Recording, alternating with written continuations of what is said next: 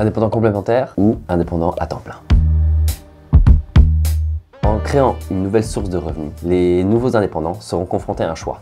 Devenir indépendant complémentaire ou se lancer tout de suite à temps plein. Si vous êtes au moins à mi-temps employé, vous avez accès au statut de indépendant complémentaire. Et il a plusieurs avantages, donc revoyons-les ensemble. Nous aborderons la question par 3 angles différents. Tout d'abord, les cotisations sociales, la TVA et ensuite l'impôt sur le revenu.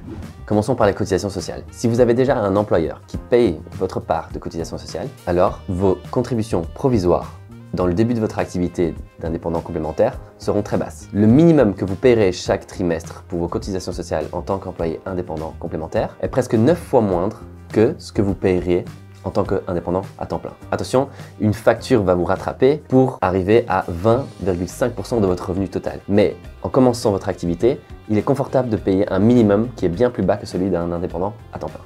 Ensuite, la TVA. Si vous pensez que votre nouvelle activité vous générera moins de 25 000 € par an, vous pouvez opter pour un régime de TVA franchisé. Qu'est-ce que ça veut dire?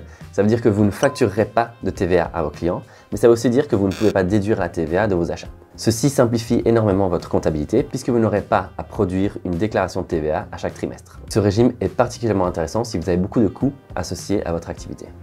Ensuite, l'impôt sur le revenu. Gardez en tête que votre revenu en tant qu'indépendant sera cumulé à votre revenu d'employé. Si votre salaire d'employé est élevé, vous vous retrouverez très vite lourdement taxé. Ceci est dû à la nature du taux d'imposition en Belgique. Et ceci pourrait être une des raisons qui vous ferait sauter le statut d'indépendant complémentaire pour passer directement en indépendant à temps plein.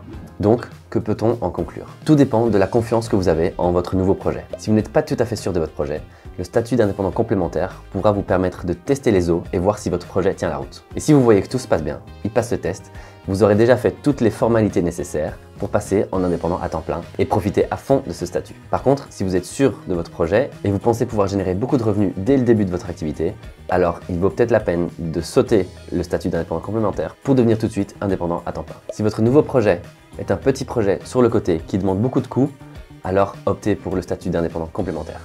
Merci d'avoir regardé et à la prochaine.